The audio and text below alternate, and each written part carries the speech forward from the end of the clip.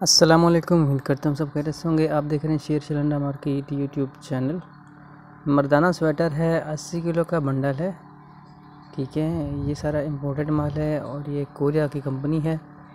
ये A grade माल है, ठीक है, 1 नंबर माल है। ये चमक से आप अंदाज़ा लगा सकते हैं।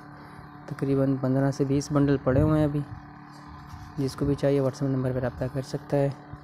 काफ़ी अच्छा और चमक वाला माल है। बाकी इसमें पीसेस का अंदाज़ा नहीं है कि पीस कितना होते हैं।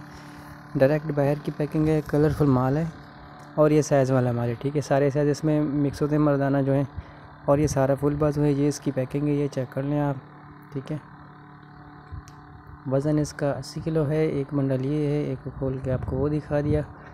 इसके अलावा काफ़ी सारी बड़ी लाट है। अगर पैक बंडल चाहिए तो पैक बंडल भिजवा दिया जाएगा, और अगर इनमें से कोई चाहिए तो मुझे फ़िलहाल पड़े हुए हैं, इनमें से एक भिजवा दिया जाएगा आपको। बाकी इसके अलावा बच्चों के, लेडीज़, काफ़ी सारे वैराइटीज़ अवेलेबल